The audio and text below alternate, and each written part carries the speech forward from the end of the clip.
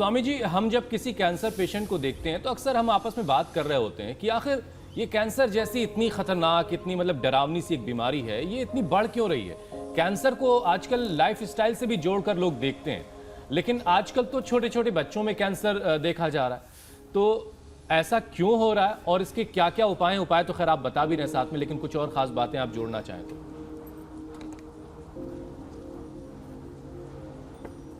तो देखो हुसैन भाई, एक तो जेनेटिकली हो रहा है। जेनेटिकली छोटे छोटे, मैंने तो 2, 3, 5 साल के बच्चों को ब्रेन ट्यूमर, ब्रेन कैंसर देखा है। छोटे छोटे बच्चों को मैंने किडनी में कैंसर देखा है, और उनको जो है प्रोटीन लीकेज से लेकर के और किडनी फेलियर से लेकर के छोटे छोटे बच्चों को मैंने लंग के अंदर कैंसर देखा है। तो ये जेनेटिकली होता है। आज मेरे साथ जितने भी लोग हैं, इनमें से काफ़ी को जेनेटिक कैंसर भी है। और जो है, बैठ जाएंगे, जेनेटिक कैंसर वाले यहाँ पर किस किस को है जेनेटिक कैंसर होने की? सब जिन्होंने, इसको तो जेनेटिक है, सबनम को, इसको भी जेनेटिक था, इधर आओ तुम।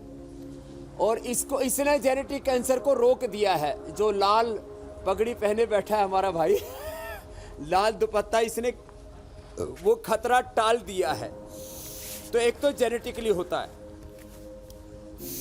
मंडूकासन, ये भी यूट्रस के, ओवरी के, पेट के कैंसर के लिए बहुत जरूरी है।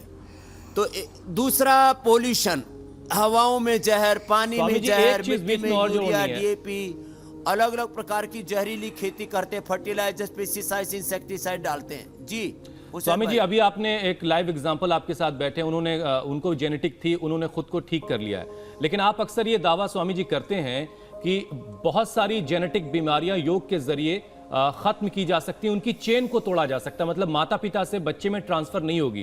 क्या कैंसर के मामले में भी वैसा ही है?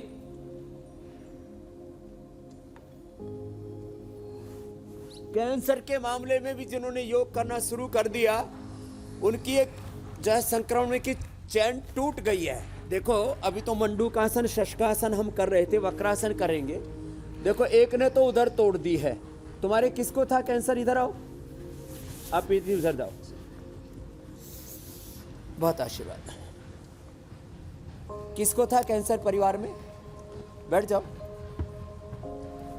मेरे बड़े ब्रदर थे, जो मेरे से 6 साल बड़े थे, उनको कैंसर था, और 27 इयर्स के थे, और 30 इयर्स में उनको मतलब एक्सपायर हो गए हैं। ये लो, यंग एज में।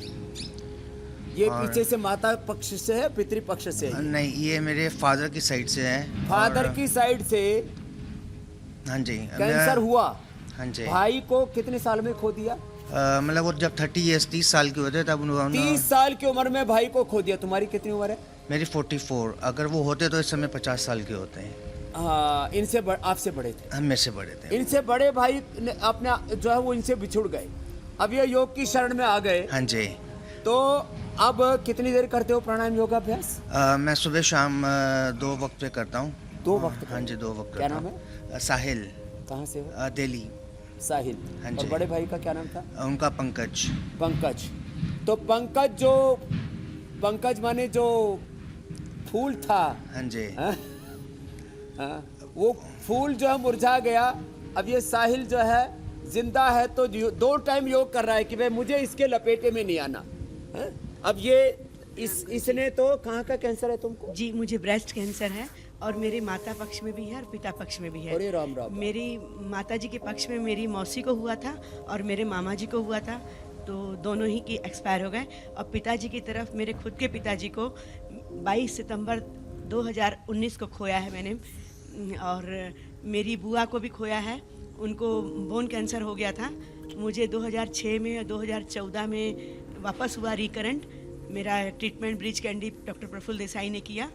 फिर उसके बाद मैंने छोड़ दिया कि मैं कहीं नहीं जाऊंगी, सीधे बाबा रामदेव जी के पास। मुझे इतनी आस्था जगी कि मैं 2016 में आई, उसके बाद 2018 में आई, इस बार तीसरी बार आई हूँ 2020 को।